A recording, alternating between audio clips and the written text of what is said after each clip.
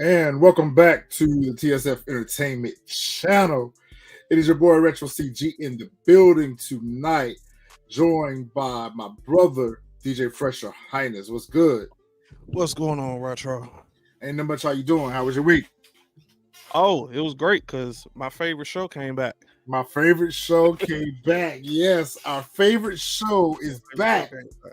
Yeah, my favorite one came back. So yeah, it was a good one among other things. But yeah, favorite show came back.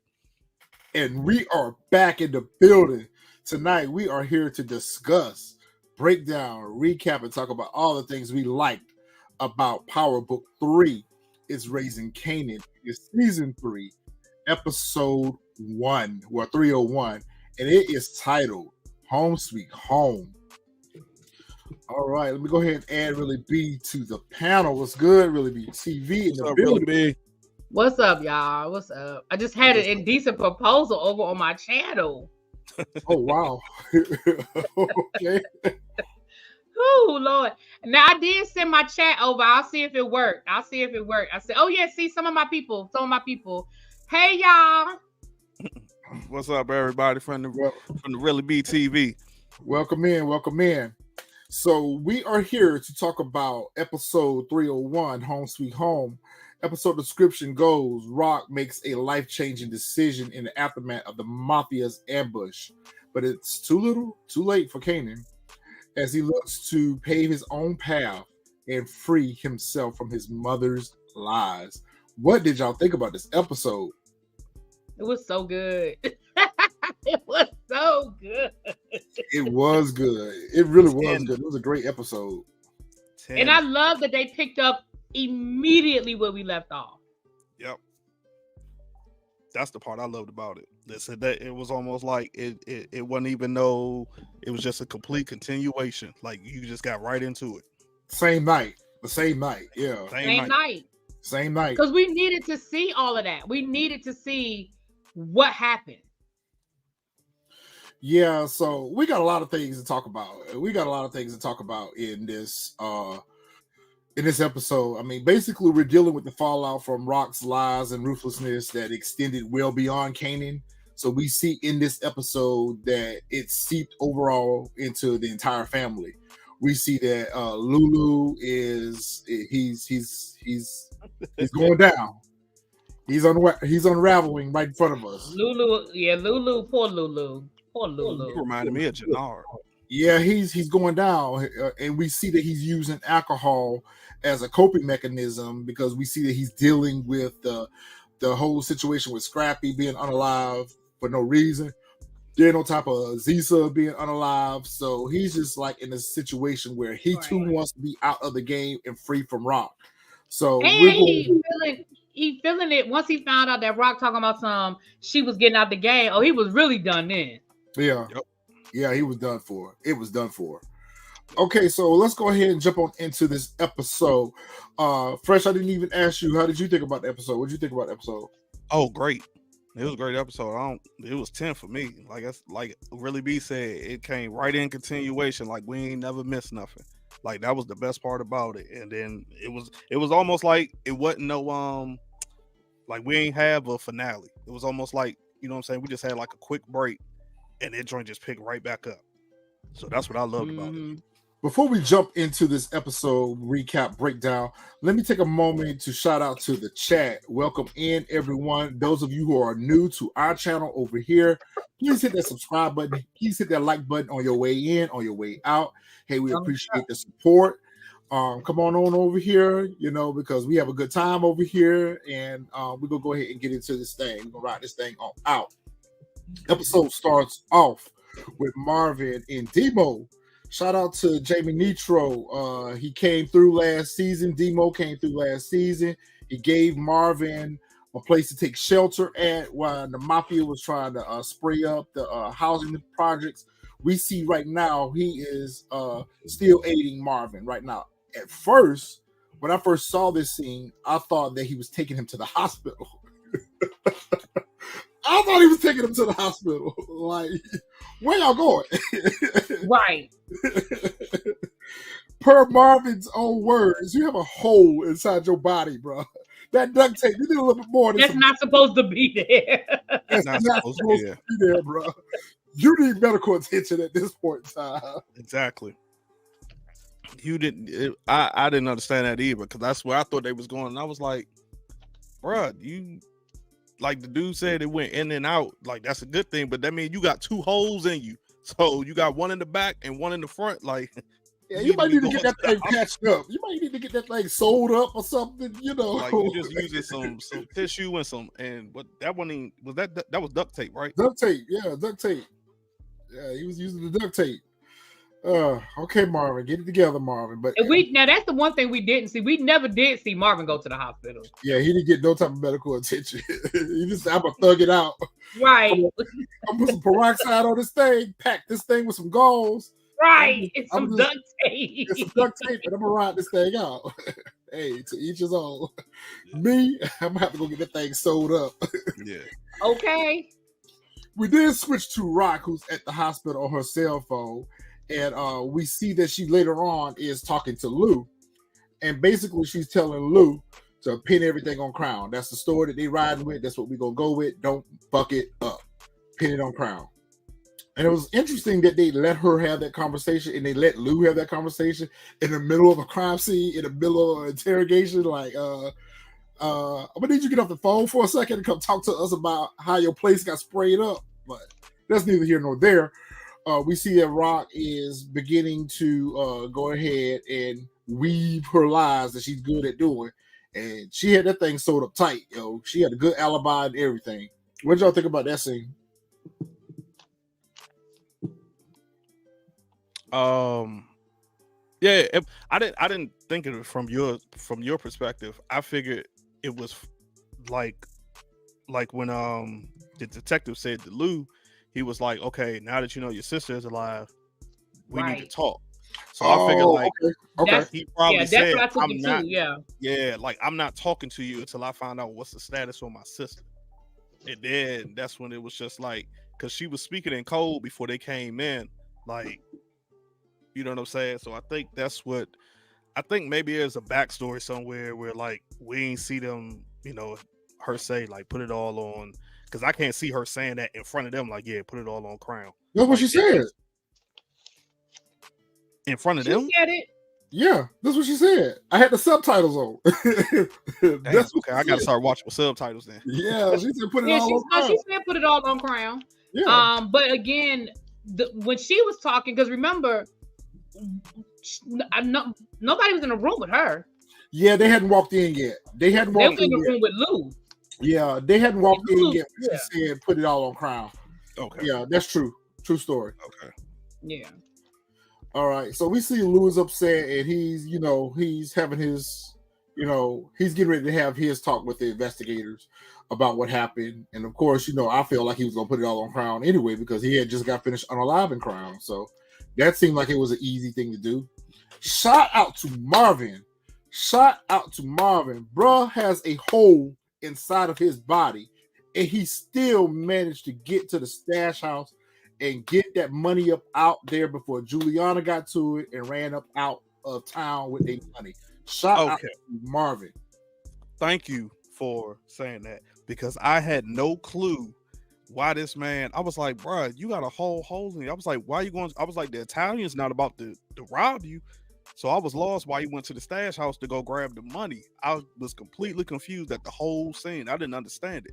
But now Going that you back said to that, what Really B said, we're literally continuing. This is like really episode 211 from season 2. So we're literally dealing with all the events that were happening in season 2 in this episode. Remember when Rock had went to the diner and met with Joaquin and Juliana? That's when she found out that Juliana had flipped the script on her. Basically, off camera, she probably had told Marvin what was going on, that Juliana's place is no longer good for us to have a stash house. Had they not been sprayed up by the Italians, they would have been dealing with that situation with Juliana. So it's like business as usual. Even though I got a hole in my body, I got to go get this money up out of here before something happens to it. So shout out to Demo and Marvin for clearing the stash out. Okay, now it makes sense. See, yeah, I didn't even think about that portion. I was just trying to figure out why in the world he didn't go to the hospital. That's all I kept thinking about. I was like, bruh, like nobody's going. I was like, the Italians ain't about to try to take that money. So No, now they it was makes trying to keep it safe from Juliana before she ran out of town with their money. Yep. Okay. Because remember, Juliana came up missing, right? No. This is when she's pretty much let Rock know that I don't flip the script on you. Switch sides. Because remember they started working with the dude that had his hair combed to the side that Rock was trying to bring in.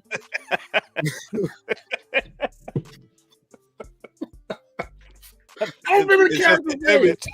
It's just the image when you said it. I don't remember the guy's name, but he had the little comb over to the side. I can't remember what the dude's name was. But that goes back to what we were saying last season. I think me and Real Beast said this in one of the recaps. Rock was stupid to take that money back over there anyway after Unique had robbed her the first time. Right. That was stupid. Yeah. She took the money back over there. So I'm glad to see that they actually addressed that because we were having That's who he is on Greenleaf. That was the character he played on Greenleaf. Listen, Tremont, thank you. Tremont and Abraham, thank you, DeMarcus. Yeah, Jeremiah said it as well. Abraham, that's who it was. He looked like the dude on the S Curl box or the Duke, the Duke Relaxer box. Not the Duke Relaxer. What up, O Street? Oh, yeah, appreciate it. And we love you for tuning in, so thank you. We appreciate that. So we see Juke and Kanan are down to the waiting room at the hospital, and the place is just crawling with police, as it should. The place is crawling with police, and there's a lot going on, whatever. So, they got to be there to keep up appearances for the Thomas family or whatever. But you can see it written all over Kanan's face. He don't have to say a word. He threw. Like, if he could have got up and just left there, he would have. But my thing is, why did you come then? Because remember, he was him and Detective Howard was pulling up when Rock house got sprayed up. Oh, that's right. That's right. At the end, Rock and Unique was coming out of the house. They were all their way over there to confront Rock. Well, then, at that point, you still didn't need to go. You knew she was alive. Man, listen. I don't think he was given a choice. That's what I was getting ready to say. I don't think he had much of a choice here. You feel me? Yeah, I don't think he was given a choice. Because he even said that later on. He said the only reason why I'm here. He said something, I can't remember, but he did say, he's like, the only reason why I'm here is when he was talking to Howard later on, when him and Howard were talking. He did say that. So, I don't know. DeMarcus, thank you for that super sticker. We appreciate it. You. DeMarcus, you always come through with the tips, and we appreciate that. Thank you. I'm starting to think he a Stars insider that we he a Stars insider. Right, because DeMarcus be giving up some inside scoop, some thought processes. Yeah. I think he knows somebody over there in that writer's room. Exactly. Shout out to, listen, let's just take a minute and say shout out to the showrunner, Sasha Penn. The writing, this episode was produced by Rob Hardy. I think it's good. It's so authentic. I think out of all of the Power installments, this one right here just captures us from every aspect of it, right down to the authenticity of that era. I mean, everything. Yeah. Their dress, everything. Like just watching this lady on TV, she looked like a news anchor from the 90s. Yeah. Not DeMarcus is Breeze. DeMarcus is Breeze support gave me right. DeMarcus. I also liked how throughout this episode, it was a lot of, I don't want to say subliminal, but like hidden messages. Like prime example, this, like the bad cop, like they made it to show that it was a bad cop, so it basically sets up that we know now before. I mean, y'all about to have me say Breeze before Ronnie come. Now we know, like before he was said anything, that's how his character got out of jail. Right, but the question, but I was looking at a video earlier. Now that you mentioned Breeze, we got to say Breeze's name 20 times, but. They said that 10 people got out. Who are the other 9 people? Listen, you beat me. Because I was getting ready to ask that same question. I said, to me, that's an Easter egg. That is an Easter egg because to me, for them to show that and with Juke paying attention to that news report, I said they want us to pay attention to that. They want us to pay attention to the fact that 10 inmates got released. Ronnie was one of the 10. So, who's else round up in the other 9? Cub Star, please don't get me started on Cub that. Star, you on point with that. That's why I got your comment pinned, because I was going to say something about that later on in the episode. Kanan's accent was a little over the top this episode. It was just like trying too hard. I mean, I'll be honest. I felt like that. I felt like that from the beginning. I felt like he was trying too hard. First of all, he was trying too hard to sound like 50 Cent. We know 50 Cent talks that way because he has a bullet in his mouth. So I feel like he was trying too hard to talk like 50 Cent. And then, like you said, in this episode, it was just a lot. Like, he really was a little extra. I will say that. Yeah, he was extra. Oh, what that got to do with me, Juke? And he always got this facial expression, and it annoyed the hell out of me.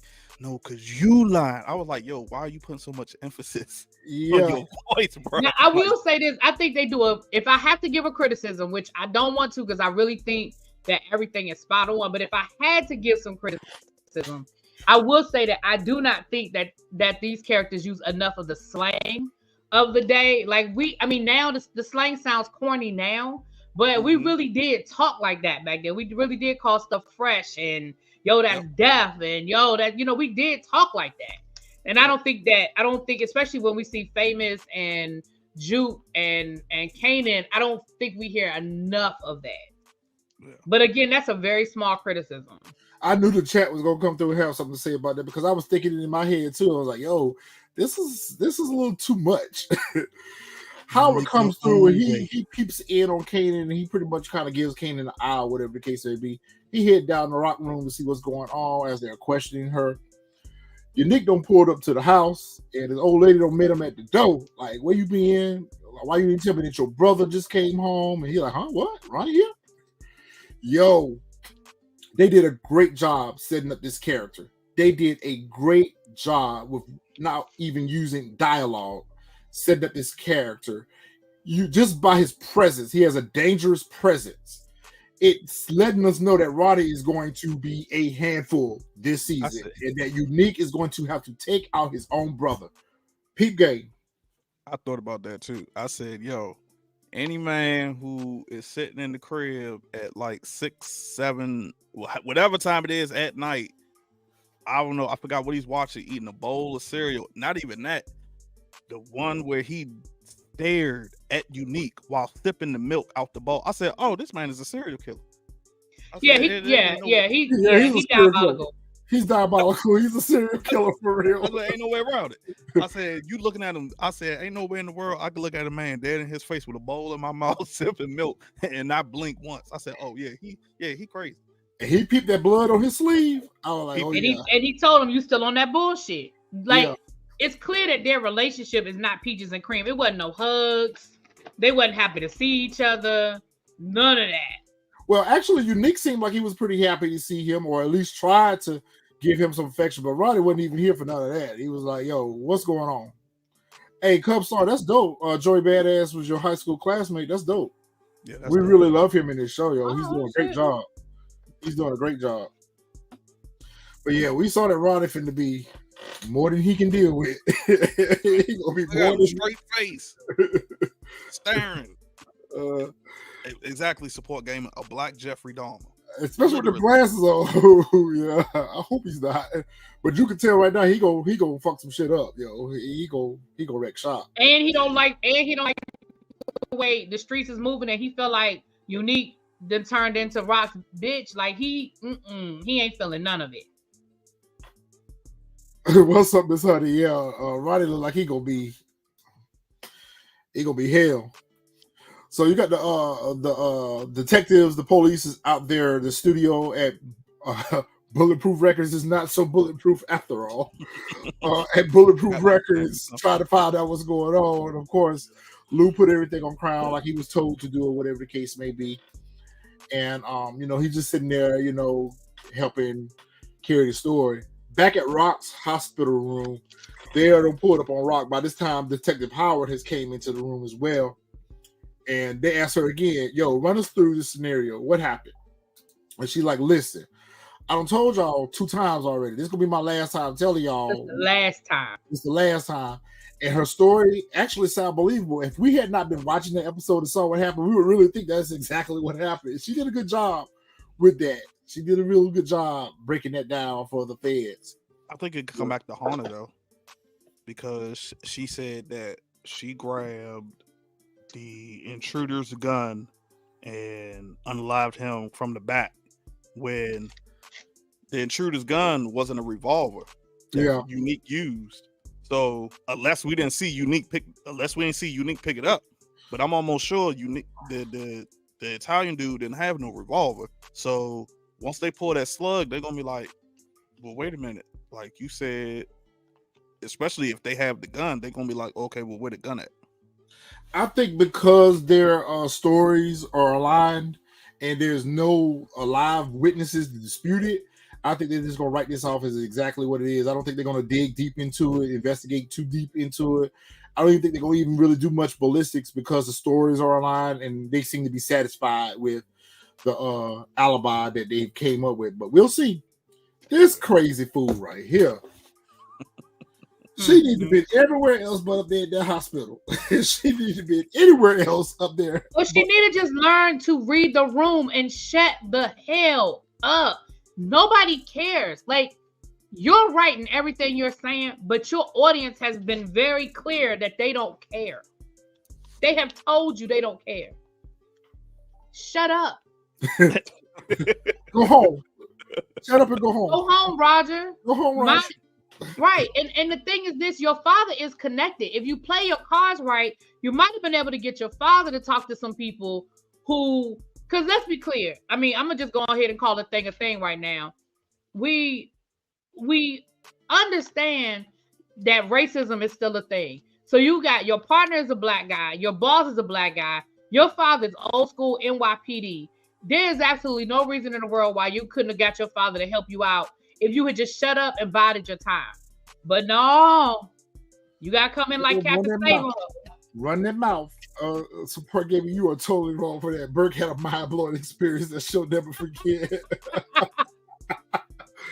I like that one. Burke up in here. This was not the time nor the place to even raise those accusations. If you wanted to, you should have did it in a different forum. This was not the time nor the place to do that. They're trying to find out what's happening. You come in here on this rah-rah stuff. Her boss tell her, come on outside with me for a minute. I need to talk to you. And basically he told her she's suspended. Let me get that gun, that badge, your ID. You up off this case. You need to go home because you're getting ready to have an IED investigation on you. So you need to go lay low. We learned just a little backstory. At this point, we really don't care.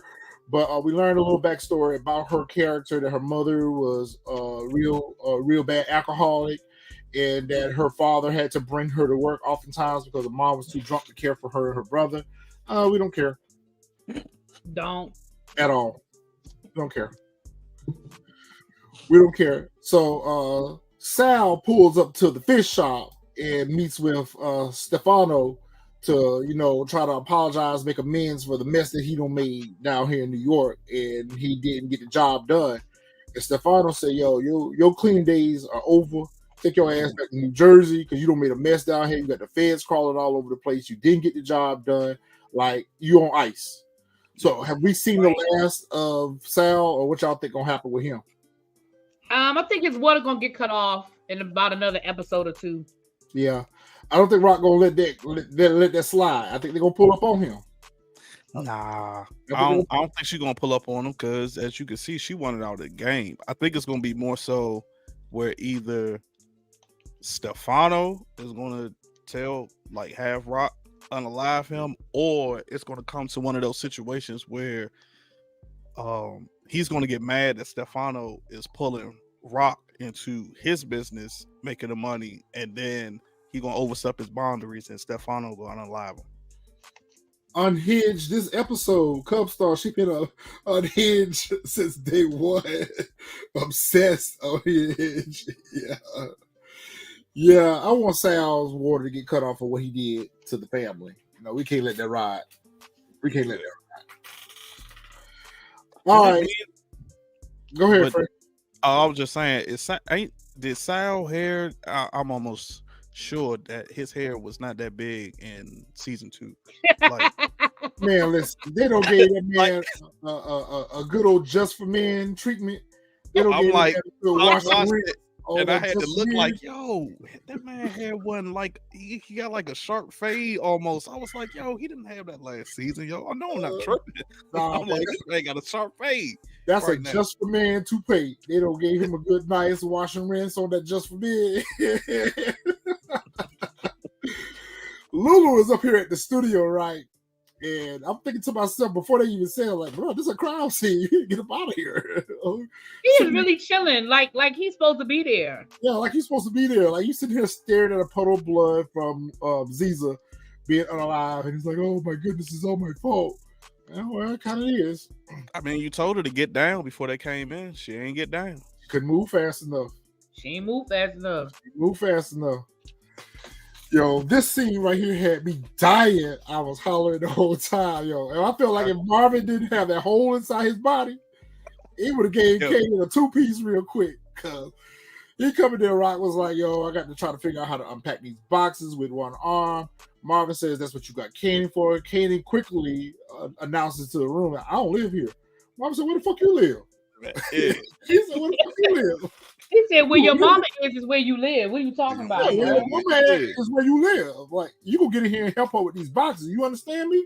Okay. And when he walked off from Marvin, I was like, oh yeah, Marvin went to snatch his ass up the ground. I felt like if Marvin didn't have that hole in him, Marvin would have gave him a good 2-piece. Marvin hit the, I gotta use my breathing. I started dying laughing. Yeah, right. I gotta use my breathing.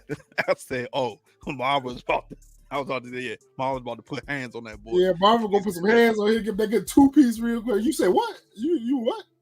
You don't live here. Yo, I like Marvin this episode though. Marvin was the MVP for this episode. I got to give it to Marvin was MVP. So Rock's family down, have a conversation with them. As you see, Lou's not there or whatever, but the show must go on. So once again, we see Rock is so good at weaving her lies and deception, because that whole speech that she gave Jukebox about Kenya, all lies. All lies. All lies. All lies. And she made that shit sound like it was really true. Or whatever, because we saw in the episode when King was coming over there, she wasn't really trying to come over there and make amends. She was really trying to come over there and give her side of the story. Right. She was mad about the fact that that Jukebox beat that boy up. Yeah, that's what she was coming over there about. She wasn't coming over there trying to make no amends or whatever. And I thought it was more so because of what happened with the whole the church thing situation, and she felt bad because remember when Marvin approached her about that, and then Juke got out the car, and then after that, that's when she felt bad because she told her right then and there, like, she didn't think it was gonna go down that way. She didn't think it was gonna go down that way when that. But remember after that is when Jukebox beat the boy up. Yeah, she ran up on the dude Corey, the little dude that was trying to press on her, and she beat his ass. She had just got arrested. So Kenya was coming over there, just to talk about how out of control Juke was. She wasn't really coming over there to try to make amends. I'm going to go back and watch that. Yeah, because it was her comment. It was her comment that led me to believe that she wasn't coming over there on some remorseful. Right before she got shot. Right before she got shot. Yeah. You're right, Xavier. It was a good lie. So she did so Jukebox could have some peace and closure. Yeah, it was a good lie. I wasn't mad at Rock for that lie. Yeah, that lie right there didn't serve a purpose for her. It served the purpose for Jukebox. I agree with that. Yeah. So in this scene right here, you see Kanan just sitting here. He just big mad. He just big mad energy. Like, you lying. Everything you say is a lie. I'm finna leave, yo. I'm not coming back to here no more. I ain't believe nothing you say. And I'm like, yo, come on, Kanan. We get it. You're upset. You always lying. I mean, you get it. I mean, just see, got a scowl the whole. That's his face the entire episode. Take your the ass. Whole episode. He just mad the whole episode. Yeah, like, bro, you starting to turn into Tariq, and it's pissing me off. Like the last season of Power. Like that's. If I had to say anything about Kanan's character, I'm a little annoyed with him. I mean, I get why you're upset. I truly do get why you're upset. But you knew from day one, unlike Tariq, you knew from day one what your whole family was on. You know what type of shit they was on from day one, and you wanted to be a part of that when they did not want you to be a part of that. That's the part. See, I'm with you on that one. My thing is, you knew what your family was. Like you couldn't possibly think that your family maintained their place in the hood and maintained what they were doing by playing nice. You had to know it was dirty. You had to know that people lied. You had to know people got killed. There's street code. And unfortunately, I mean, I hate to say it, but even his friend that got killed, he violated street code. Yeah. Like he had to be, it had to be addressed what happened, because if it was either going to be him or you. And the fact that Kanan can't seem to understand that, like, bruh, they was going to kill you and your mother needed to make a decision. Same thing with Lulu. Like, I get it that he was young and all of that or whatever.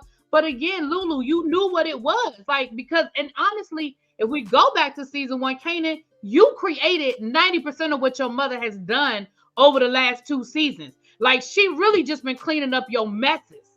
Exactly. So you mad at her when you, like, the fact that your friend died, that's on you. Because y'all was out here trying to play big boy. That's on you.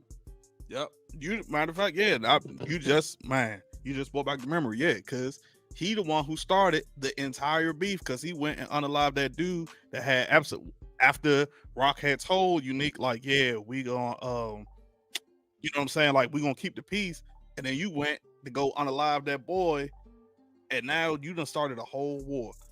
Like, they tried, like you said, they tried to keep you out that life. You ain't want to listen. Nah, I want to be down. I want to be down. Bob told you, like, nah, Lou, nah, and what? You kept on. Nah, I got to be in the game. I got to be in the game. And then, like, now she took you. Right. She took you in the game, and now you mad at her, and like, for what?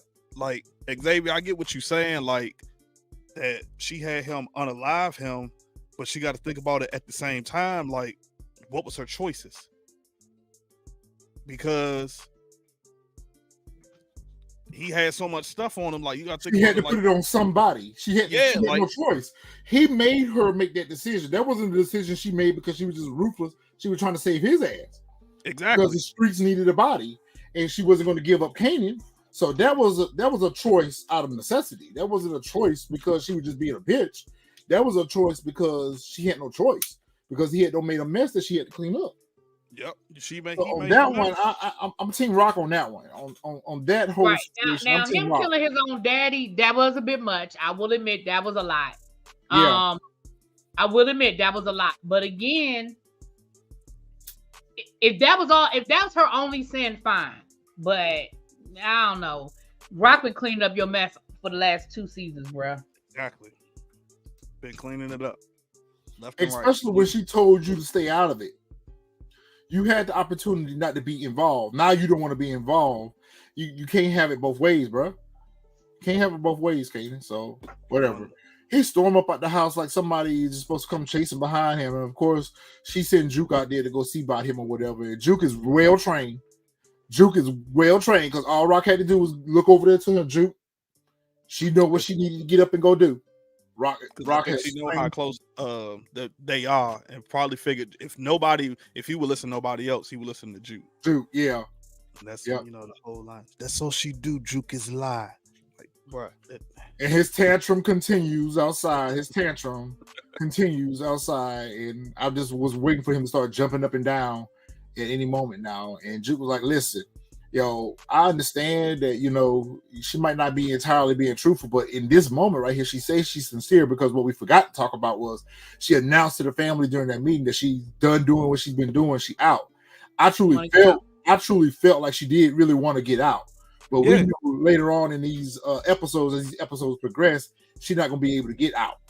Yeah, I think in that moment, in the aftermath of everything that had happened, it was in her best interest to say, yo, I'm out. Yeah. So I truly do felt like she wanted to be out. Yeah, because I think once, and it was funny because Lou and Marv both warned them, like, yo, we get into bed with the Italians, like, yo, you know what I'm saying? Like, we ain't got no army for them. And I thought she kept thinking, like, I ain't worried about them. I can play, etc. Yep. When they came to that front doorstep, and I think what when she realized when she saw Kenya get unalive right in front of her, and she was about to get taken out the same way, that's when she like, yeah, I'm done. Like that made it real for her. that made it real for her. Yeah, that made it real for her. And I think that's something else that Lou holds against her. Because remember when he was about to be burnt alive and he wanted out, she like, nah, this is what we do. But because it happened to her, now she. I understand Lulu's anger. I do understand his anger. I don't necessarily think that Jukebox is a snitch per se, Jeremiah, but I kind of feel where you're going with that. But at the same time, I think that the reason why Jukebox is kind of always feeding Rock information about Kanan is because she know that Kanan fucks shit up. She knows that Kanan creates bigger problems for them that they're gonna have to deal with. So, she try to give Rock the heads up on how Kanan moving out here because ultimately our roads are going to lead to Kanan creating another mess that Rock and the family are going to have to deal with. So I don't necessarily say she's snitching on him just because she wants to be the favorite child. I think she's snitching on him for his own good because at the end of the day, he keeps creating more messes. Yeah. Back at the family meeting, Kanan also dropped a bomb at the table about his father. He accused Rock of him and her and his father conniving to, keep this lie up. And Marvin is just confused, like, what the fuck y'all talking about? So, poor Marvin. Poor Marvin. He know. And so at this point now we flash back to where we pan back to the scene of them in the dining room, and Rock has to come clean with Marvin and let Marvin know that Howard is Kanan's father, whatever. And Marvin's like, how the fuck you keep something like this from me all this time? And she was like, yo, do you know what we have always said? Do you know what these streets would do to him if they find out he's a cop's kid and what they'll do to me? Like, so this was a lie that I had to carry, not because I didn't want to let the boy know who his father was, but for his own safety and ours. Like, we can't let this get out. I honestly thought she was going to flip it. I thought she was going to flip it and say, I always thought it was DEF CON until I just found out recently, like, yo, that's his father. That's what I thought. I thought she was going to flip it to Marv, like, yo, I didn't think she was going to straight up tell him, like, yeah, I always knew. I thought she was going to flip it, be like, yeah, nah, I just found this out. Like, it was blood work done because he was sick or when he got shot or whatever, and now it came out. That's how I found out, like, yo, that's his pops. I never knew. That's what I thought she was going to do. But for her to come clean, I was like, oh, okay, wow, all right. To me, it just further confirms that really she trying to make amends. She trying to come clean, because she could have carried that lie on, continued to carry that lie on, or whatever the case may be. But the fact that she came clean to Marvin, let Marvin know, to me, I felt like there was a little bit of sincerity in what she was trying to do in this moment with her family. Because I think, like we said, that whole Italians being able to touch her the way they touched her, that just let her know that you're not who you think you are out here in these streets. Yeah. Xavier, conjugal visits. Matter of fact, no. He was pregnant before he went in. Yes, yeah, that's right. That's what I was about to say. Yeah. She was pregnant before he went in. Yeah. Burke at the house with Joe Biden, and Joe Biden told her that does he not look like Joe Biden? Yes or no? Yes or no? Say yes. He does. I want somebody to say no. I want somebody to say no. Say no. He does though. He does look like Joe Biden. Joe Biden and Shannon are having a conversation. He pretty much laid her ass out there. You don't got yourself all fucked up. We're finna go down here and talk to these IAD investigators, and you gonna keep your mouth shut, and I'm gonna do docking for you because you don't make a mess out of this. Which he had already warned her in previous episodes that, look, you can't go against your partner. That's not how things work on the police force. Like, you got to ride with your partner, even if you know it's a lie. You got to ride with your partner because you're supposed to have your partner's back. That's part of the code. Like, so, like, you got yourself in this mess. Now I got to try to figure out a way to get your ass up out of this mess or whatever. So, her father is, you can see that they have a contentious relationship or whatever the case may be. She's somewhat resentful towards her father because of the whole situation with her mom, I suppose. But her daddy was sick of her too. You're right. Everybody was. Everybody was. Her daddy was sick of her shit too. True story. What y'all think about that though? I mean, he wasn't telling her nothing wrong. Nah, like I said, he been telling her since day one when she first brought it up. He said, "Keep your fool mouth closed. Keep your mouth closed." It was crazy how everybody him, your girlfriend, all these people told you to let it, and you would not let it go. But I think they addressed that support game, and when Marvin asked her, "Did you say anything to Lou about it?" She was like, "No, that would be something else that he would hold against me." So I guess it's safe to say that if Lou knew that was the truth, that would just further fuel his anger towards her and his resentment towards her. I mean, he's going to find out eventually. I'm surprised Marvin didn't tell him in that conversation they had at the studio. But I think when Lou finds out, it's just going to make him resent her even more. Nah, Xavier, he has done something illegal. She was underage. Like that's statutory RAPE. So Yeah, like that's why Bert kept saying that. Like that's why he didn't want nobody to find out. Like, and on top of that, and she like was a CI, she was and a CI. and that was probably illegal, and that was Yeah, probably illegal in itself. Forget the RAPE situation. Um, that right there, the fact that he was running a CI on off the books because she couldn't have been on the books because she would have had to have parental consent to exactly. sign cooperation papers. So the fact that he had an underage CI in itself Yep. made him go against the rules of law enforcement. And then on top of the fact that he had a sexual relationship with her, he absolutely did something illegal. Yeah. Right, So, Alex. Yeah. Said she was 16. Yeah. yeah, she was 16. Yeah. So that's why he was trying to hide it. Yeah, that's why he wanted to hide everything. Now, to his defense, Rock probably was a little fast out there. She probably was a little fast, Bobby, out there. Man. Nah, how are they legit? So, Unique and Ronnie are spinning the block right now, and Ronnie trying to figure out why these corners dead as a doorknob. Like, bro, did you not hear on the news that the whole neighborhood just got shot up? Of course, ain't nobody gonna be out here on these corners, even if. But what I found was what I found was interesting was Unique didn't tell him that we got a different operation. He didn't let Ronnie know that okay, we're not hustling out here on the streets no more. We in these buildings, we in the towers. So the fact that Unique wasn't forthcoming with Ronnie about their new way of moving the product let me know right then and there that he doesn't want Ronnie in intertwined with the business.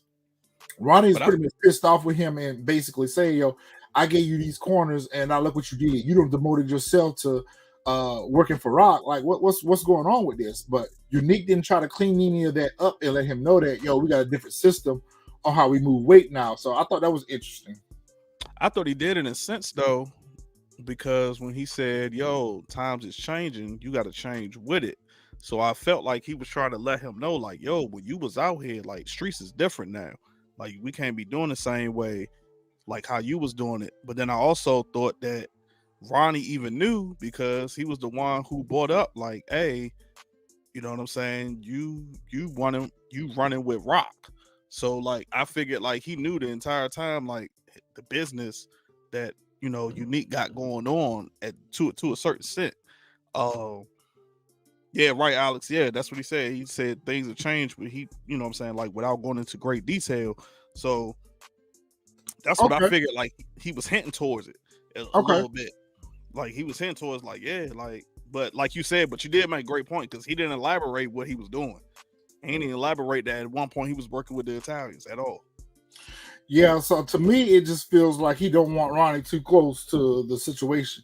Mm-hmm. Man, Kanan over here at this Roach Motel with Famous, trying to figure out what their next move gonna be. And I'm like, man, listen, I'm gonna leave my mom nice house, come over here and stay in this Roach Motel with Famous bummy ass. Famous look like he don't take a bath at all. Yo, Famous Matter of is like, fact, I don't even. Is it a bathroom in there? Because I I don't ain't even never know. seen nothing but the refrigerator and that couch. Man, Where that's a does low Famous sleep at? Because on that pull-out bed, on that futon that they be sitting on. so both of them sleeping on the futon. Like what? Oh no, somebody pulled up the flow. Somebody pulled up the flow and somebody on that futon. Yo, I would stay over there one night. So Kanan pretty much letting Famous know that listen, we better go out here and do our own thing, which it was kind of showing you that Kanan really isn't thinking this thing through because of all people I would have turned to, Famous would have been the last person I would have went to and say, hey, we need to go out here and start moving work. Seeing how he's botched up everything that they tried to do already, like this is the last person you need to be soliciting stuff aid from. You know, the last person. The last. Like that, like this. Who you going? Really? That's who you going with?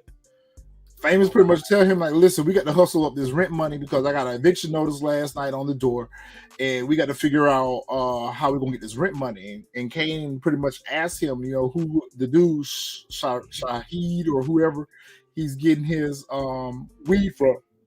Yeah, Sarmad. I think it was Sarmad or something like that. Sarmad. And we go get some work for him. Famous was like, shit, I don't know. I'll just go cop from him or whatever the case may be or whatever. We see that this right here is going to bite Kanan in the ass. Mm-hmm. And I low-key feel like Kanan is going to have to put Sean down. One or two things are going to end up happening in this situation. Either Famous is going to get knocked because we know that he unalived Freddie last season. Mm-hmm. And that could come back and get him. Either Famous is going to get knocked, or either Kanan's going to have to put Famous down because he's smoking up the product. And he's messing up the money. One of the two are going to end up happening. I got another one, but maybe once we get to, I don't see Kanan unalive and Famous. Please tell me, Carl and Fresh. Y'all tell me how y'all don't see that. I see it as when he put his own son down. I don't put nothing past him. I mean, but you got to remember this is young Kanan. He wasn't that ruthless yet. Like it took years for him to build up to be that ruthless. I got a feeling it's gonna come along the lines where, like, somebody's probably going to unalive Famous, but it won't be Kanan. Like it's probably gonna be something along the line. Shoot, it might even be Ronnie. To be honest, I think that they're setting us up with this contentious version of Kanan that we have, where he's going against his mama. He's angry. I think they are setting the tone for us to introduce to us the ruthless part of Kanan. I think that we're going to get introduced to Kanan's ruthlessness in this season as it progresses. I think that Famous is not going to make it out this season. I think he's done for. I think he's going to be done for. And I absolutely can see him unaliving Famous. So we'll see. It not end up being happening, but I think that the character itself is very much capable of doing so. You got a great question. I've been wondering that same thing. Where he getting the money from? And he put Juke down. Y'all telling me that y'all don't see that he could put Famous down when he put his cousin? And look how close him and Juke was. Well, that's what I'm saying. Like that was a dope Kanan. Like that's like shoot. That's when he became just like ruthless at that point. This one, he like a little, I ain't gonna say a scaredy cat, but he like a puppy, man. Like he ain't got them stripes yet just because he unalived that one dude. And of course tried to unalive Howard. Like, yeah, he ain't wrong person come across him. So, but you know what I'm saying? Like, like you said, we'll see, bro. We'll see.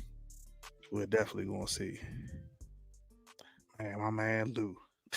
Man, Lou going through it. That man drinking Jack Daniels. I know he having a hard way to go. That man drinking Jack Daniels at the bottle. He was drinking that joint straight out the bottle. Like, he gave Marvin the cup and just kept on with the bottle. Like, I'm just gonna keep the bottle. Yeah. Damn, 35. I said, my man Lou going through it, bro. Yeah, he was going through it. So basically, he uses this opportunity to tell Marvin that Rock had Scrap unalive for no reason. She admitted it to me or whatever the case may be. And he's pretty much letting Marvin know that, you know, I'm done fucking with her. I'm done with her. Like, I'm out. Yeah, I could tell that Scrap joint hurt him. This when he started breaking down. He didn't want to put him down to begin with. He didn't want to put him down to begin with because he felt like he didn't do anything wrong, which he did. But, you know, Marvin pretty much told him, like, listen, whether he deserved it or not, he was into something he had no business being in, which he was still throwing them dice. I don't feel like he needed to be unalive for that. But, I mean, that's pretty much the only thing he did that went against what Rock's wish. But the only thing I will say is I agree. Because I agree with Marvin. He did still lie. Like, how are we? It's not like Rock didn't say, make sure. She didn't just automatically jump. She told Marvin, make sure, see what's up. And Marvin did investigate, and he found out that the boy was lying. And then they gave him another chance. Marvin went back to him and gave him another opportunity. Again, some of this we just got to chalk up to the game. And yeah, I get it, Lulu. You feel some kind of way about it, but Rock didn't just say, "Oh, he snitching, kill him." She was like, "Wait a minute, let's figure this out." Okay, go ask some questions, figure out where he been, find out what's going on. And he did lie, and Marvin did. It wasn't like Marvin blew it off. Marvin did go down there and talk to that lady, and he was lying. Now, him gambling, I think, could have led to a problem, because it ain't but so many times they're gonna pick him up gambling or pick up his mom, because remember, his mother was the one running the game. If it's a choice between defending having Rock's back or having his mama's back, whose side you think he gonna choose? That's right. So again, I'm not saying in that specific situation, no, he didn't do what they accused him of doing. However, would he have ended up being a problem? Yeah. Xavier, you're absolutely right, Lulu. Get out your bag, because y'all in life. Get over it. I agree. I agree with really be 100%. When Marv said that, I was thinking the same thing. I was like, bruh, like, he lied. So it was just like, at that point, he caused the situation to escalate, because it was just like, you in the game, like, yo, you lied. So it's like, yo, now we can't trust you. Like, even though you wasn't the snitch, we still can't trust you. Like, all you had to do was say, like, yeah, man, I was rolling the dice. I got caught up in it. Whatchamacallit. That's all he had to do. That's all he had to do right there. Come clean by I was rolling the dice. In trouble. You was gonna probably get demoted or like not have, you know what I'm saying? So that's why you didn't say that. But that's all you had to say. You probably still be here to this day. Look at him. I mean, he's a crybaby too. I'm sorry, you're right. He need a therapist, because he just give him his pacifier. Not his pacifier. You do need a pacifier. I didn't quite understand the purpose of it either, other than just thinking that Jukebox is at a crossroads in her life and don't really know what she want to do with herself. You know, she finna get up out of high school or whatever the case may be. So we see that she's meeting with the guidance counselor, and the guidance counselor trying to tell her to go take a job at McDonald's and White Castle. She's like, "Nah, I ain't feeling that." The counselor asked her, "What is it that you like to do? What do you see yourself doing in a career?" She says, "I want to sing." The lady tells her, "Well, singing ain't gonna pay the bills." So once again, you have someone else discouraging her from what her dream was. Her dream was she wanted to be a singer. So once again, you have someone else that's telling her that you ain't gonna make it as a singer. You got to go find something else to do. So to me, I think the importance of this scene was we're pulling all the innocence out of Jukebox at this point. It's all dissipating at this point, because the girl wanted to be a singer. Mama, I just want to sing. And nobody in her life is supporting that dream. You know, her mama was kind of supporting it, but with fictitious intentions. Marvin don't see it for it. You know, Rock has not really encouraged her to pursue that dream. So Lulu's giving her music off to Ziza. So nobody in her life sees her making it as a singer. So to me, it just further cemented that point that Jukebox is never going to be able to reach her dream of wanting to be a singer, because everyone's telling her that you ain't gonna make it as that. But I think I know why they were saying that. Like, who was oh man, I can't even think. I think it was just speaking to the times of that era, because it was hard for people to make it in the industry in that era, in that time. So to me, I just thought, go ahead. No, go ahead and finish up, then I'll follow up. I just thought that it was just speaking to the fact that it's hard to make it in the music industry. That do you really want to follow on this as a career? I think it was more so because of her sexuality. Because man, I can't remember what was the big bald dude that they unalived. Cartier. Yeah, Cartier. Like, I'm almost, y'all can correct me if I'm wrong, but I thought he was the one who said something like she didn't have the look, and that's how, or maybe it was Crown. That was Crown that told Lulu that, you know, you got a great voice and everything, but you know, you don't have a sex appeal. Yeah, so I think that's why everybody's telling her like, yo, she's not going to make it as a singer, because during that time, remember, you know, her sexuality, like that was that was kind of frowned upon, or like, you know, that was behind closed doors, and you know, everybody. So that's why I kind of feel like that's why everybody was telling her like, nah, you're not gonna make it as a singer because look at you, like, you know what I'm saying? You got cornrows, you polo, Tim. In a sense, you like a tomboy. You know what I'm saying? You don't have the appeal because that's how it was back in '80s, '90s. Like that stuff was all, like I said, it was trapped in the closet. So now that it's a totally different era, I think that's why they were saying like, yo, that's why like she, you know, she ain't gonna make it. But your explanation of this scene, now it makes sense, because to me this scene felt out of place. I didn't understand why in the world this scene was in there. I was like, I didn't get that why it was in there. But your explanation makes it all the same.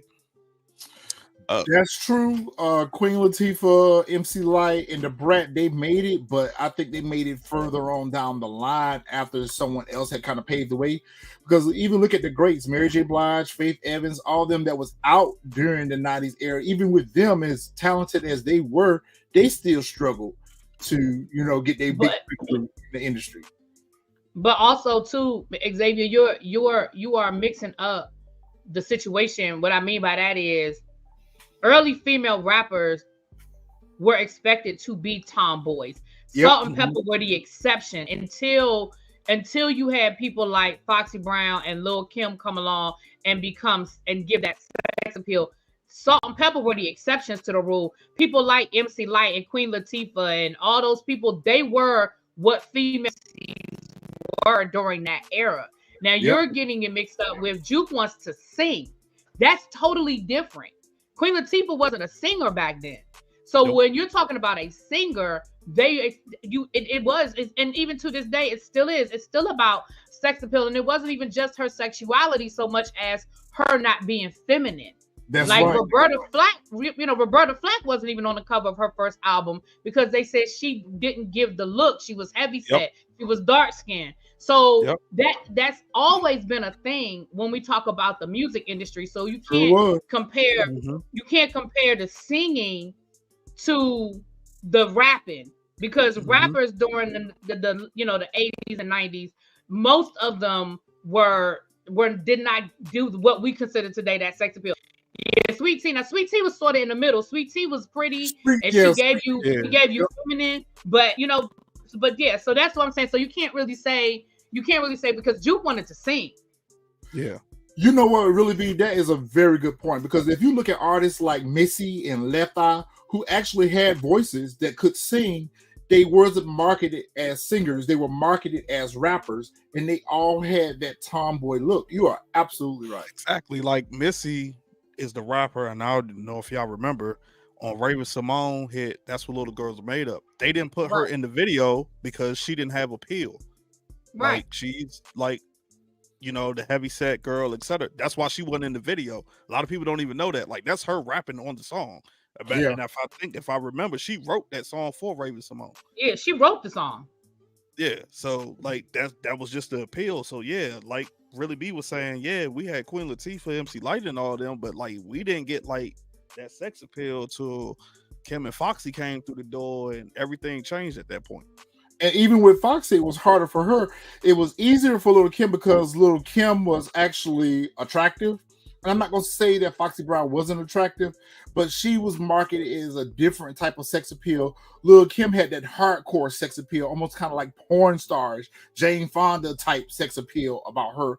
And that's how she was marketed in her earlier careers.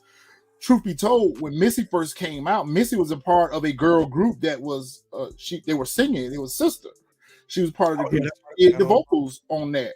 But she couldn't make it as a singer. She was marketed as a rapper. So she was just multi-talented, and her rap career took off for her. That's a really good point, really, B. We're going to talk about that on our music segment, because that's a really good point for that era. Burke down here at the IAD office trying to lie her way up out of this situation. But truth be told, for real, Burke really didn't do anything wrong, because, I mean, other than helping Jukebox get out of those charges and things like that, she wasn't manipulating anyone. She wasn't using those girls. She wasn't doing anything inappropriate with them. But that's what everyone is saying that she's doing, or whatever the case may be. So she's trying to defend herself, but at the same time, they're like, It don't look good, right? It don't look good. So sorry, Bert. Should have kept the food last round. It looked good because of like you constantly dealing with minors. It was already suspected at, I think it was kind of suspected her sexuality as well.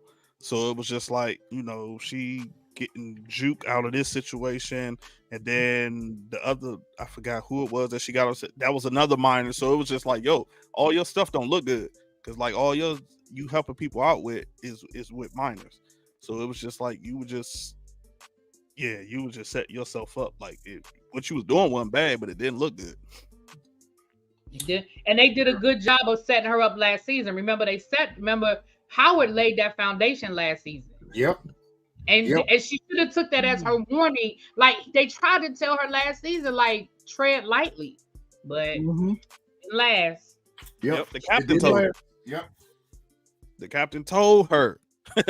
Literally called her in the office and told her, like, yo, and she still kept right on ahead. And I was just like, okay, well, I was like, I see. That's why when she got suspended, I was like, thank you. Because I was like, God damn, like, yo, you won't shut up. Like, really be there. Just shut up. Just shut up. Be quiet. Like, and that's what Joe Biden told her to do when he took her ass down there. Be quiet. Don't say nothing. Let me do the talking.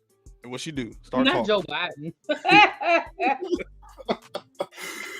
Biden. So Famous and Kanan go over here and they're begging the plug for some work. Man said, listen, I'm spending time with my son. We play video games. Like, we ain't got time for you and your shenanigans at this point. And I'm definitely not going to give, what's his name, no work because he's a fiend. So sorry. Why can everybody see that Famous is a fiend except for Kanan? I guess because it's marijuana. I guess that's why. Like, because, like, he ain't never tried to. I don't know, because, like, you got to think about it like this. Like, you got to think about it like this. Like, what they move in. What they was moving coke, right? Or was they moving crack? I think they were doing crack. Okay, so it's like you see a bass head. As a matter of fact, that's right, because whatchamacallit, that's right, Marv unalived. Sam. Yeah, Sam. So like I guess Kanan don't see them same effects like how Sam was. Like, yo, he gonna do anything, he ain't dirty, like he still whatchamacallit, you know what I'm saying? He still can rap, and he was out there on the corners with him slanging that stuff and didn't use. So he don't look at weed that way. I guess in a sense, like he not really a fiend because he don't look at it weed that way. Yep. Well, this right here makes me feel like Kanan, once again, this is a warning to you, and you are not taking heed to it. So ultimately, I think you're gonna find yourself very disappointed getting into business with Famous, because if he steal from his own mama, he gonna steal from you. So this just not gonna end well. Whether or not Kanan unalives him, which I feel like he could do, it's still not going to end well for Sean. We know that it's not going to end well for Sean. It might be the new character. What's his name? We was talking about him. The new character that comes in to start working with Kanan. Wendell Pierce. His character. It might be him. It's right at the tip of my tongue. But I think it might even be him that be like, yeah, you gotta take you. If Kanan does have to take out. What did Tariq tell? What did Kanan tell Tariq? I know y'all don't like my power references, but I'm sorry, it's coming. What did Kanan tell Tariq? He said, "You're not a real killer until you take somebody out that you love." They're setting the tone for it. They're setting the tone for it. And I think what's going to happen with Famous, he's going to escalate. Is weed right now, he's going to get on that crack. He's going to get on that coke. He's going to escalate into a full-fledged bass head. And I think he already is. I think that we just haven't seen it. I don't think that is just weed at this point. I think it's more. Yeah. You've been passionate about that all throughout. You've been passionate about that. Marvin get a box of things from Kenya's place that the church brought over, and it looks like it might have been a keepsake box for a jukebox. things that she may have been putting to the side to give Jukebox. Good reference on the Roberta Flack, really be because they showed her album and they played her They music. did. They did. That's one of my favorite Roberta Flack's albums. Great reference, really be because I feel like there was significance in that choice of Roberta Flack. And going back to your comments, it was a perfect tie-in for that. Jukebox come in the house and she sees the things. Marvin explains it in a way that, you know, the church brought this over. They're having a homegoing service for her. Like, I understand if you really don't want to go. I really don't want to go down there either. But if you do, I'll go with you. I was really proud of Marvin for that. And we saw that Marvin really doesn't really know how to be a father. We've said that all throughout, that Marvin was kind of left with this trying to raise a teenage girl by himself type situation. He did the best he could, but we saw Marvin really try to support her and be there for her and gave her that hug. And when she held onto her daddy and cried, I said that was a real powerful moment between the two of those characters. So yeah, I'm all about Marvin this episode. Yeah, I agree with that. I think it was more so like how you said. I think it was because from the therapy he had, you know, and his therapist telling him like, yo, you need to make it right with your daughter, etc. Like now he trying, and then The reality of that is sitting in.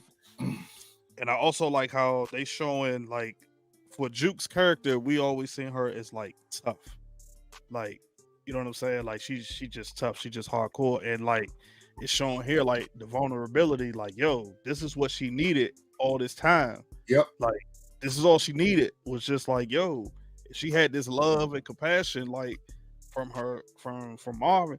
She might not be who she is right now, like that, like the one like that has that tough exterior because of her being around Kanan, Rock, you know what I'm saying? Like the family, like he treated her like just like that. So yeah, when I saw this part, I said, damn. I said, okay, I see how y'all going with it. Y'all trying to make man share the thug tear right now with this scene right here. So I was all for it, just like you. I never thought that Marvin would be redeemed in my eyes. Like I didn't think I could ever get past what happened. But honestly, I feel like he really is sincere. I do too. Yeah, I think after the therapist, once he spoke to her, and then like she got unalived, I think that's when everything came full circle to him, and was just like, yo, like, you know what I'm saying? This how I've been treating, like, you know what I'm saying?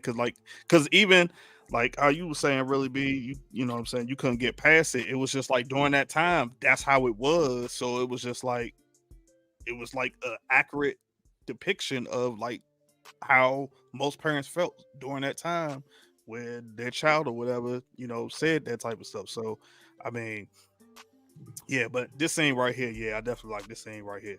Hey, that's a good point, Support Gaming. What if Marvin does pass away from that wound? I mean, to me, honestly, I think at some point he went to the hospital and we didn't see it because I can't see him walking around like, because at no point have we seen like, because we seen him, he grab his side and, you know, anytime he stands up and moves, but we never seen any blood. So if he was just packing it himself, at some point you're gonna see him bleeding. I think he probably went to, they just never showed it in the clip for whatever reason. Xavier, that was part of the problem. She made that church her family. That the church was her life. It was her family. Mm-hmm. Yep. That was part of the problem. That was part of the problem. Like, yeah, for real. What they did when she set Juke up to come over to the house, like that was the whole intention on everything.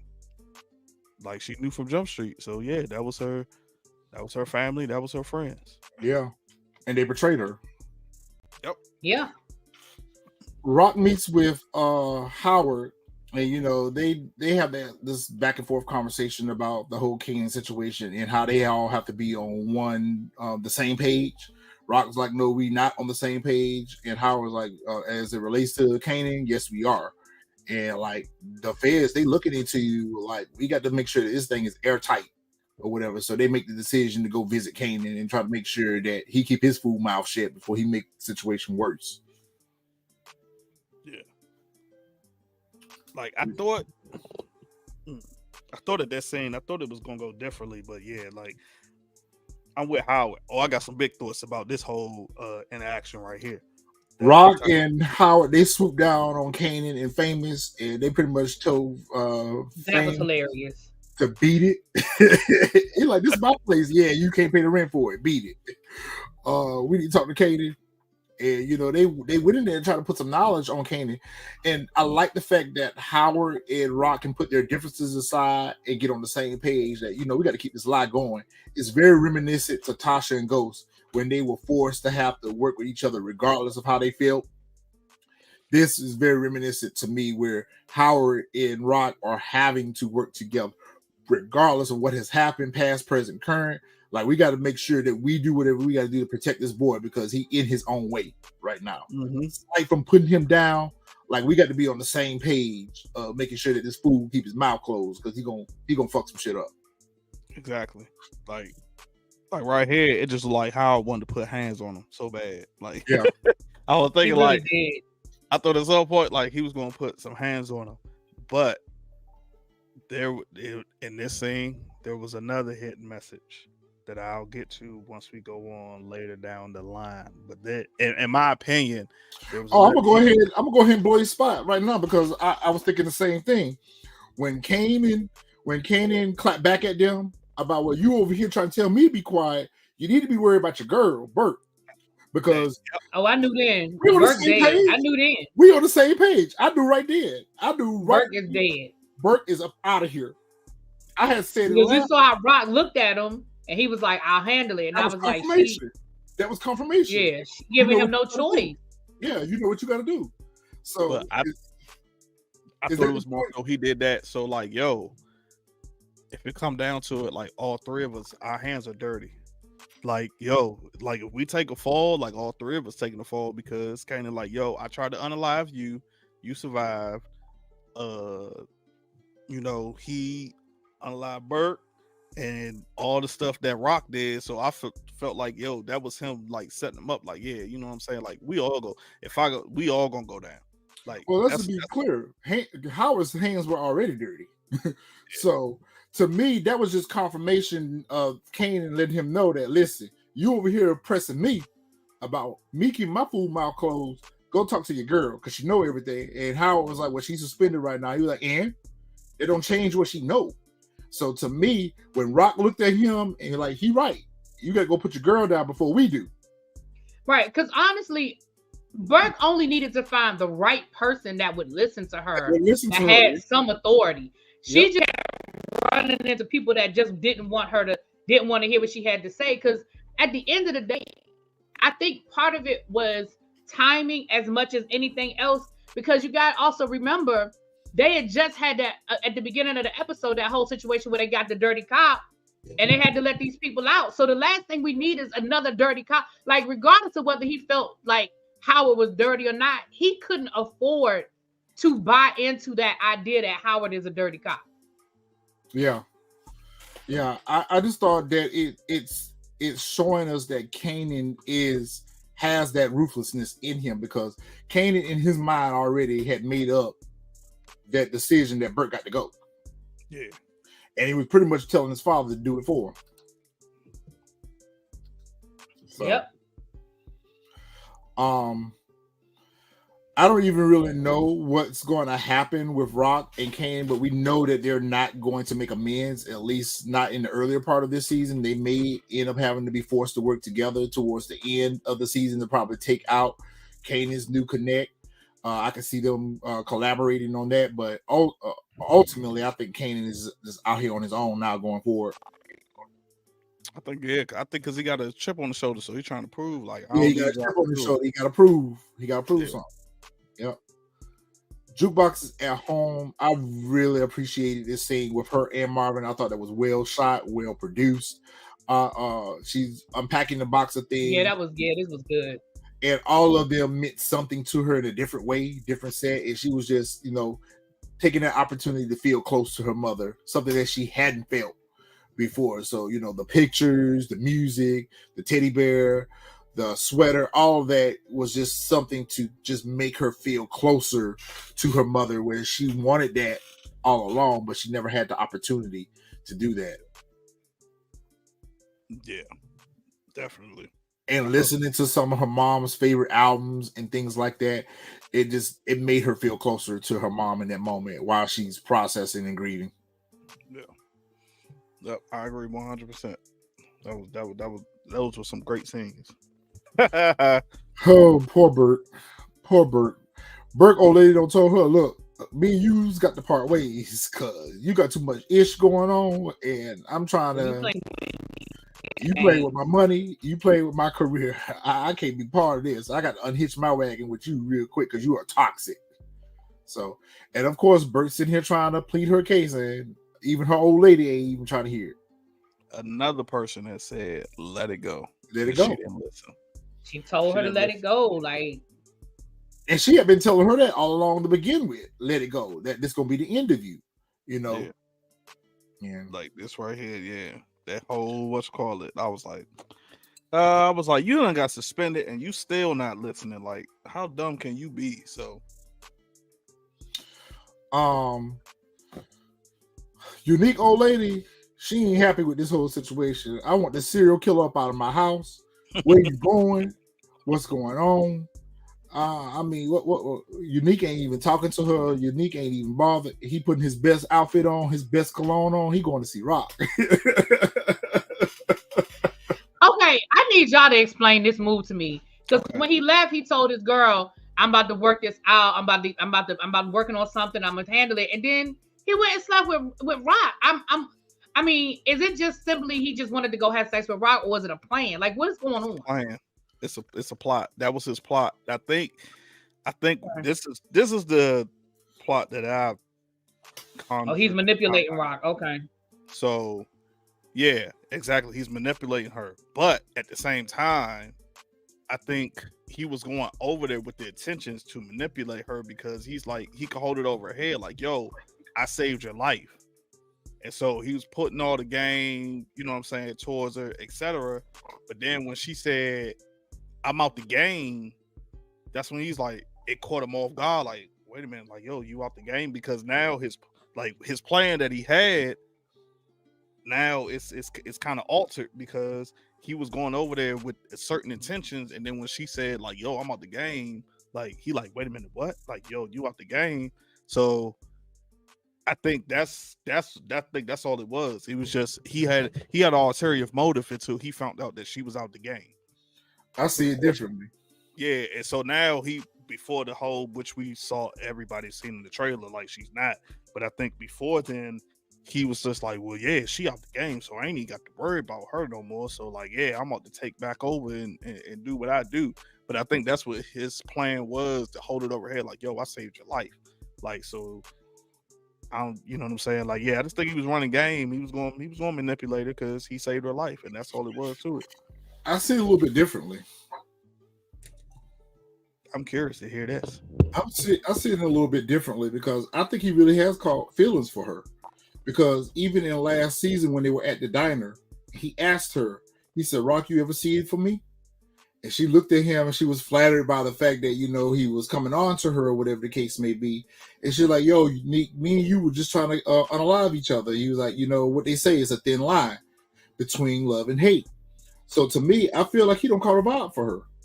He don't call a vibe for her. And, you know, he just trying to see where this thing gonna take it. That could have been the manipulation starting right there. We just ain't see it. I don't know. But at the same time, I see what you're saying, because that's what I was thinking. So because you have to also think about maybe that would have been the case if Warrell hadn't been unalive. But I think this is a moment of reality for him as well as much as it was for Rock, because he lost everything he had too in this shootout. He lost his best friend. He lost his number one worker, or whatever the case may be, or whatever. So really, you got two damaged people that are kind of turning to each other for comfort. So for me, I look at it a little bit differently because he's lost Warrell. He don't got no number two right now. And if that would be the case, I would think he would have told his brother during that ride over there that, yo, I got a plan. I'm working her over or whatever. You know, we're gonna get all this back, whatever. We're gonna get Rock up out of the game. So to me, I feel more like it's two damaged people, two broken people. Like, we got a mess here. What are we gonna do with this? That's kind of seeking comfort in each other, because Rock don't got nobody right now. Rock don't got nobody. Everybody going against Rock right now. Only thing Rock got right now is Marvin. So I feel like it's a moment that she was vulnerable. It's a moment that maybe he's been vulnerable. His brother's back. He trying to figure out and sort that out. So to me, I just felt like right place, right time. I finally get to me, I feel like they've set it up where he's always low-key had a crush on Rock. I mean, that's true. Ultimately, he's never really tried to take her out. But, you know, they had this banter back and forth. But to me, that just turned him on. That just made him more attracted to her, to see that a female like that can go toe-to-toe with him. So I feel like they're strange bedfellows right now. I mean, that's true, too. I can see that, but I can also see, like I said, when you brought up Ronnie, he didn't tell him because, like, he don't want Ronnie to know what he got in motion anyway. Because I got a feeling he don't want Ronnie having no parts of his whole operation at all. So I can see why he didn't tell Ronnie that. Exactly, I was thinking the same thing. I think they recasted the baby mama too, because that don't look like the same girl that was at the bodega. It doesn't look like the same person. It does not look like the same girl that was at the bodega. So I was thinking the same thing too, that she's been low key recast. But I don't know if it's her without all of the hair, nails, makeup. I don't know. Yeah, he been flirting with her from day one. Like, I feel like he really has been. He really been flirting with Rock all along. I really low key feel like he's been one that, at the least. I think he's at the very least, he's always wanted to smash her. So I think there has been some type of level of attraction that he's carried for Rock all along, and this was just an opportunity to act on that attraction. I can see that. I can see that for sure.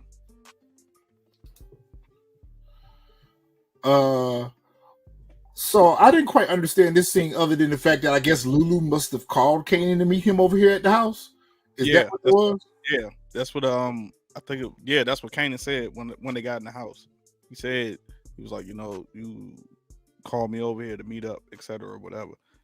Because I was trying to figure out. I thought before he went in the house, I thought he was just over there just to be over there. So I mean, Virgin Love, she is a beautiful woman, but then again, so are you. But yeah, Rock she's a hottie, so you know it's kind of hard not to have a little crush on her. and she's a boss. Like, she's beautiful, but also the way she carries herself. She's the ultimate package. So, man, what did Cub Star say? Man, Lulu need a therapist. He need to talk to somebody, because Lulu about to be a liability for real. He about to be at all. The one thing that I liked of this whole scene is when both of them are talking, and it was like, and I was hoping at that point that was going to give Lou his reality check, because when Lou tells Kanan, like, you know what I'm saying, like, I was the one who had to take out your boy, etc., whatever, and then, you know, Kanan says, like, you know, yeah, I had to try to unalive Howard, but Kanan told him, like, yo, you had a choice. You could have said no, but you didn't. Did the same way I had a choice. They could have said no, but we didn't. So it's like, at the same time, like, yo, you can't put it all on Rock, because like Kanan said, you had a choice and you didn't say no. Like, you went on right ahead and followed what she said. It was like, okay, cool. And you took out his homie. Like, yo, you had a choice. Like, you can't be holding it all on her. You can't blame everything on her, because you had the choice the same way that I did. But neither one of us said no.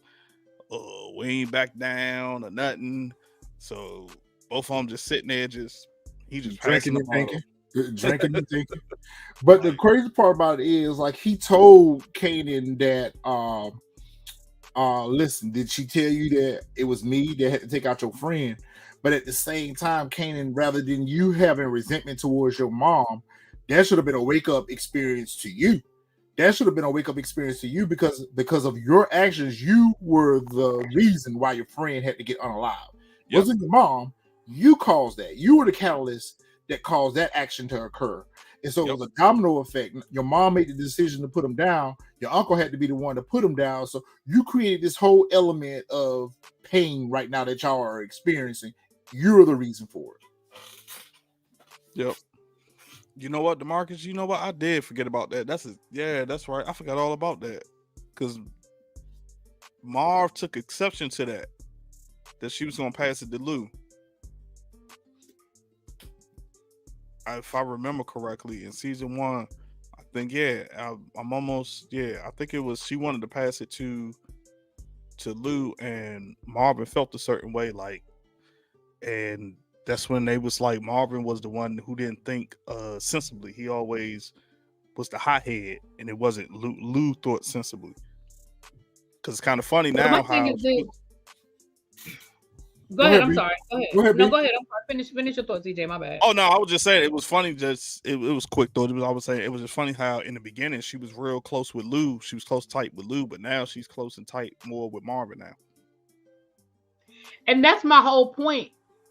That's the conversation that they really like. That's where they need to be on the same page as the siblings, and they need to sit Kanan down. And that's the conversation they need to have with Kanan and say, "Look, you're mad, and that's fine.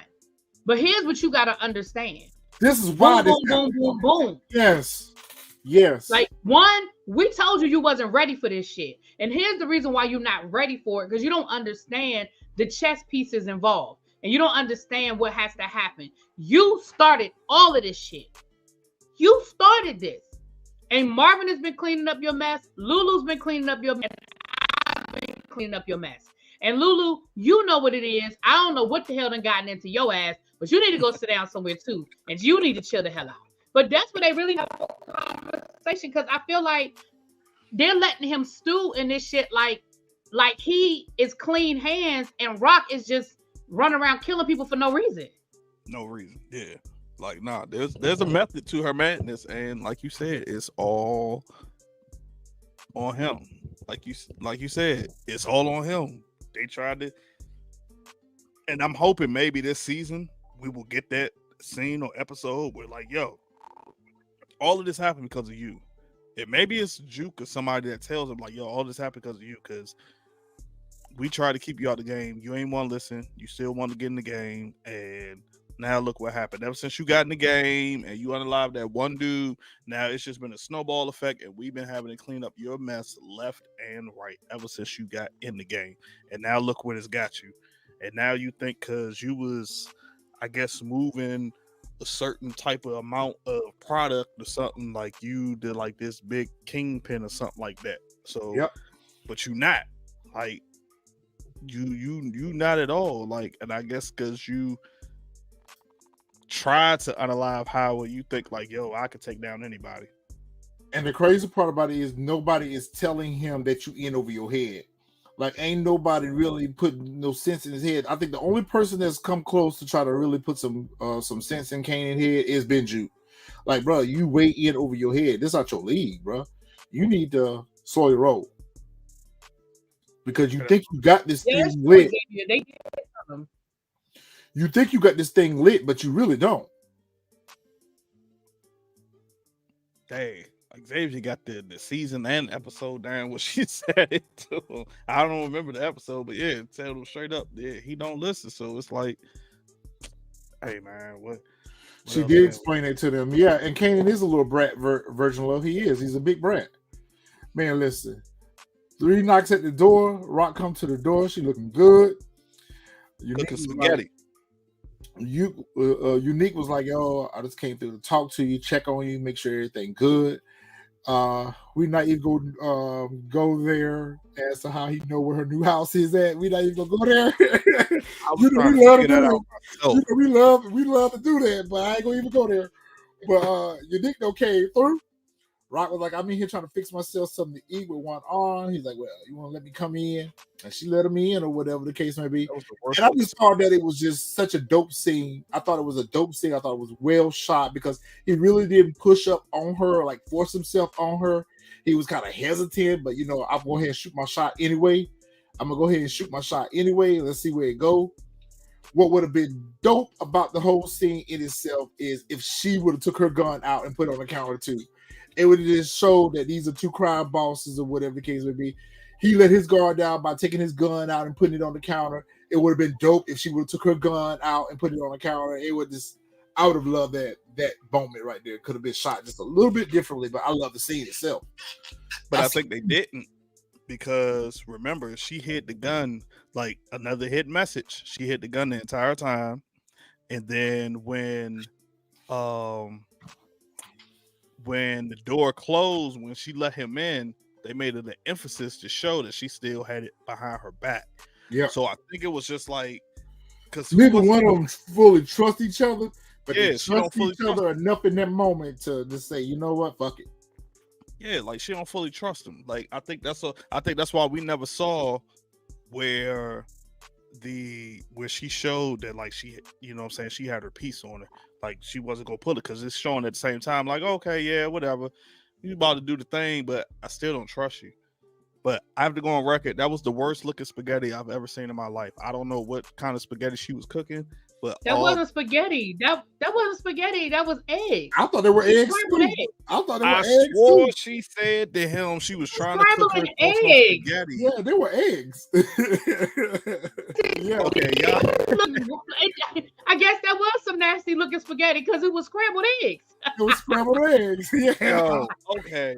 There was scrambled eggs. I'm gonna go to that scene with the captions on. If anybody in the chat remember, I could have swore she said to Unique at the door she was trying to cook herself some spaghetti, but with one arm. I swore that's what she said. Nah, there was scrambled eggs, bro. I cook eggs all the time at night. Support gaming. He said, you don't ever have eggs at night. I do. Yeah, you don't ever have breakfast. Sometimes you just Sometimes you just got a little taste for some couple of. Yeah, I do it all the time. No different than going to the Waffle House in the middle of the night. Y'all right. Well, Yeah. Get ready to look this up right now. Yeah. She said I was trying to cook some spaghetti with one. Bruh, let that go. Those scrambled eggs. So that's why when she pulled it out, I said, what type of spaghetti is that? I was like, oh, is she trying to cook mac and cheese? Like, no, y'all tripping. She said spaghetti, but she was cooking eggs. Okay, I knew I wasn't tripping. Thank you, Alex. She said spaghetti. I knew that's what she said. I heard it loud. But that ain't what she made. Maybe what she was saying was, I wanted to make spaghetti, but since I have one arm, I'm gonna have to make eggs. So to me, that's the way I interpreted that. Because it was clearly scrambled eggs. Jukebox listening to the record, we already talked about that. You know, the scene cuts to Marvin down there at the church, and oddly enough, even though he didn't want to go, he went without Jukebox. So we saw that he needed to go and have that closure as well. And you know, it got a little too much for him. It got a little overwhelming for him, and he left before the service was over. Yeah, because he did love that woman. Like, he loved the woman. He loved her. Yeah. I also think that was also trying to show, like I said, more so the vulnerability of Juke again. Like I said, especially like Marvin didn't love her. Like when she pulled out the Bible and all that other stuff, like she like how you said earlier, Retro, like she was trying to connect with, like, you know what I'm saying, like her mom and everything. Like that's and those were all the elements that made up her mother. And so that's why I felt like it was important to spread all those things out, because all those were the components of her mother that made up her overall personality, or the things about her mother that she can connect to. I disagree, Support Gaming. Marvin absolutely did love Kenya, because him and Lulu even had a fight over it, because he did love her. Yes, he loved her. Because he did love her, and she left him for the industry or whatever. Marvin never really truly had closure for that as well. So now this also takes away from the fact that he and Kenya would never also have closure on why she left him. So I do think that Marvin cared for her. Okay, y'all right. I just watched the scene. She said it was trying to make trying to make dinner with one arm. So y'all right. I swore she said spaghetti. I got to do like Retro. I got to start watching with the captions on now. So I don't mess up. I swore she said spaghetti. I just watched the scene. So y'all right. Howard is don't call Juke.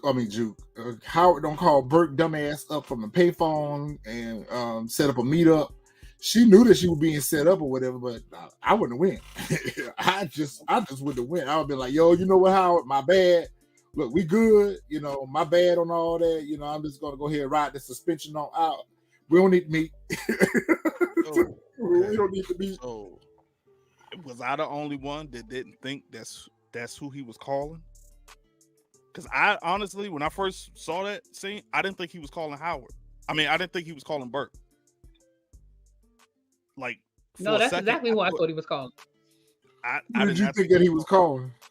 I thought like, yo, it was somebody else. We were about to get another character or something that like, yo, now I'm about to reveal everything. Like in a sense, like he was, Xavier said DEFCON, like he was working undercover for somebody else and was like, yo, I'm about to tell you everything of what's going on.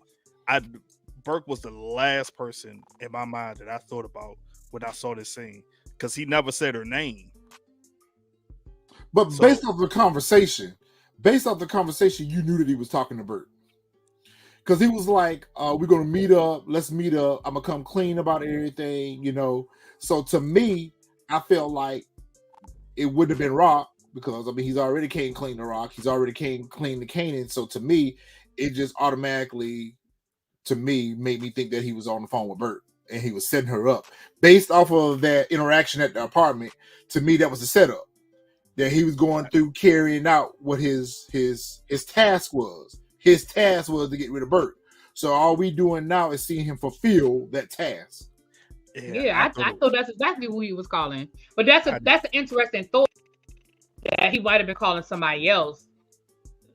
That's exactly. I thought he was coming. It was just like, yo, I'm out. I thought, like I said, I figured like, yo, he was still working undercover, and was like, yo, I'm about to tell you everything. Because at one point when I watched it, I was like, maybe he calling the captain, or maybe like I said, Burke was the last person from my mind when I first saw it. I just thought like, yo, I was like, wait a minute, we about to get a plot twist in this joint right now. Like, okay, we about to get a plot twist off the first episode.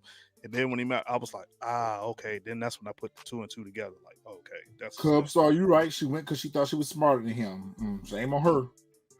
No, I agree with you, support gaming. I don't think he wanted to do it. He gave Burke every opportunity in the world to get out of the way.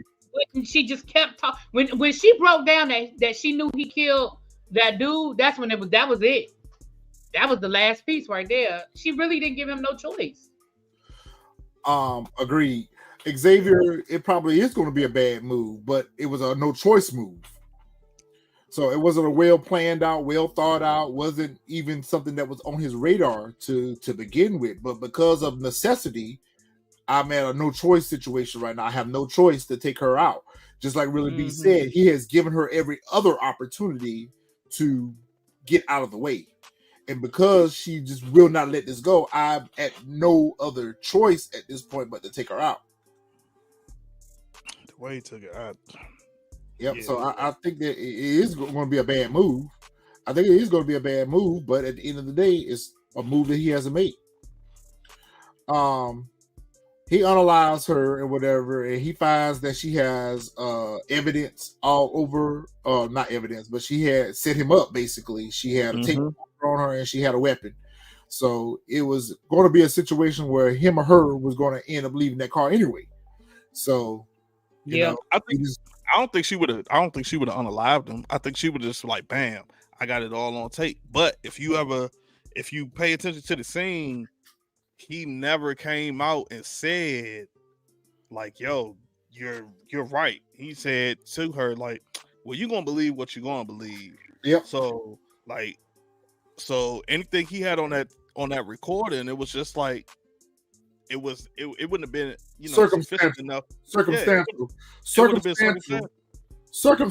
until you hear the gunshot.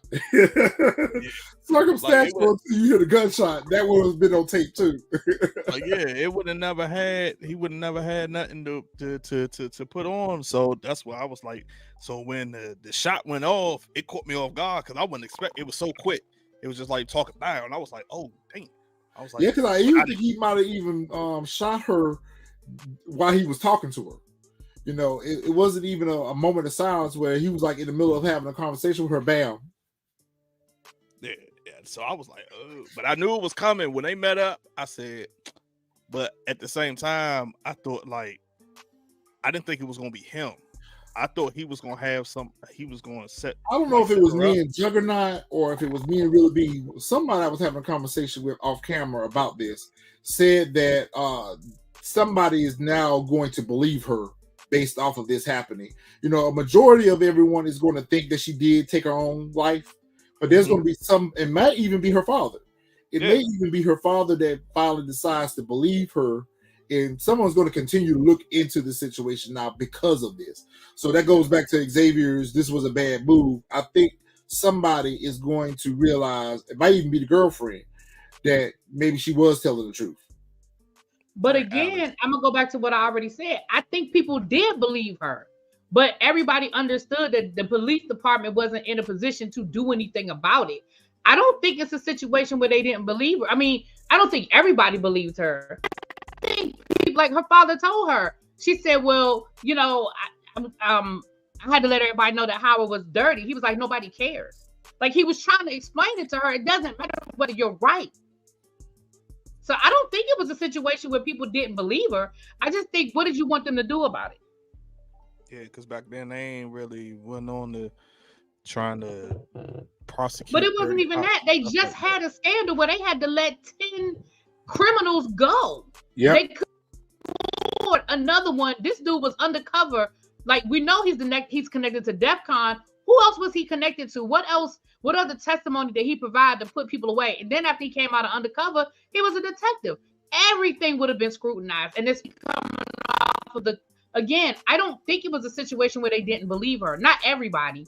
I just didn't think it was a time. That's why I say that she had just chilled out for a couple of months. She might have been able to circle around.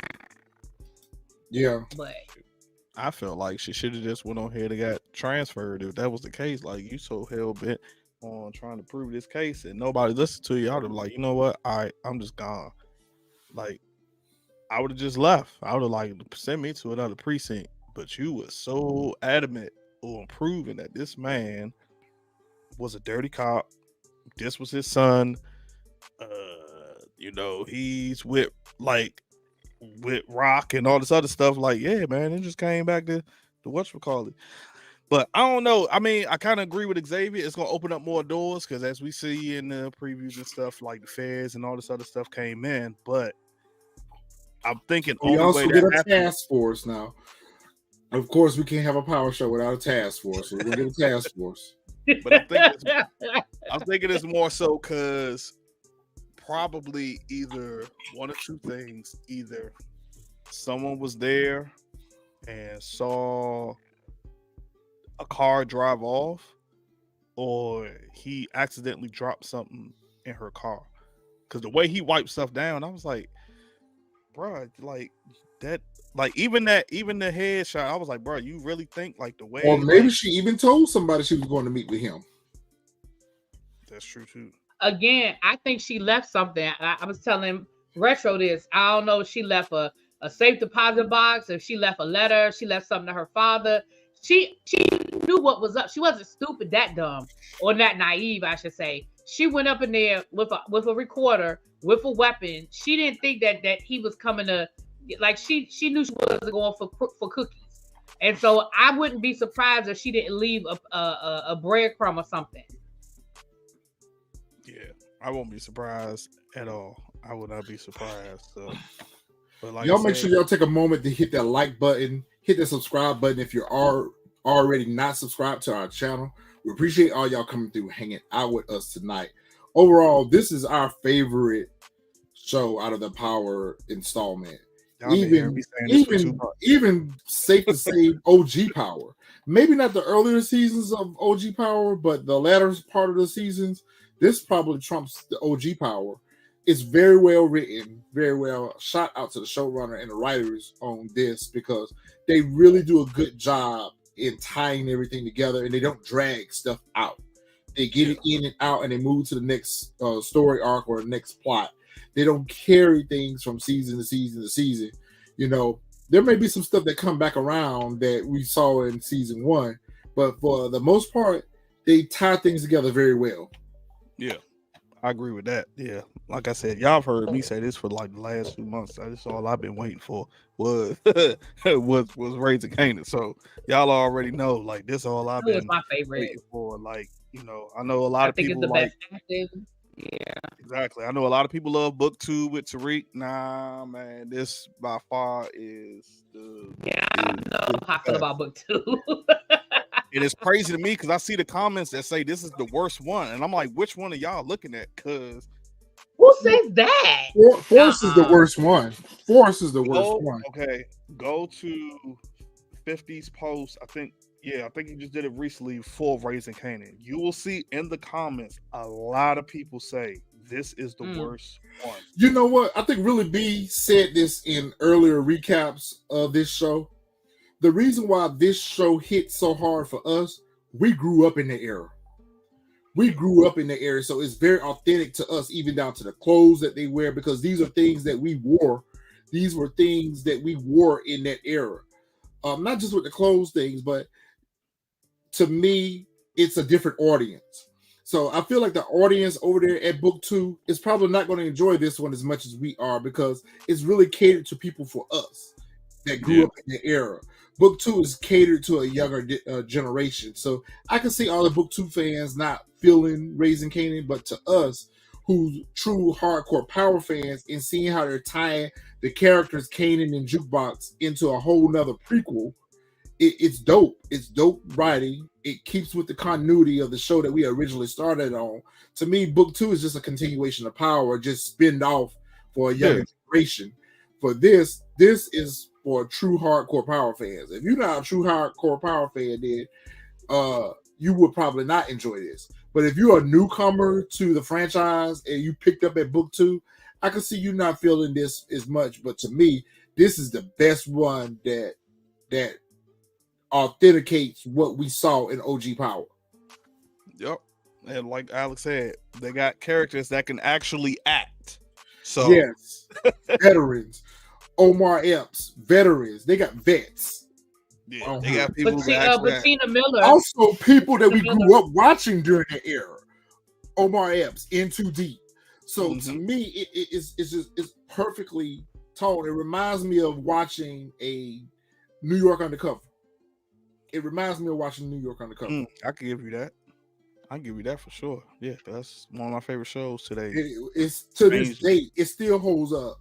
It still holds up. New York Undercover still holds up for me. Yeah, until you get to like about season 3, and then they did the whole change everything around, like how they did with Power and stuff. But either way, like you said, that's a great what you call it. Yeah, I would agree with that. So so I don't care if y'all don't like it. Raising Kanan is my favorite. Y'all gonna hear me scream that loud from the rooftop. So all right, we got a couple announcements to make.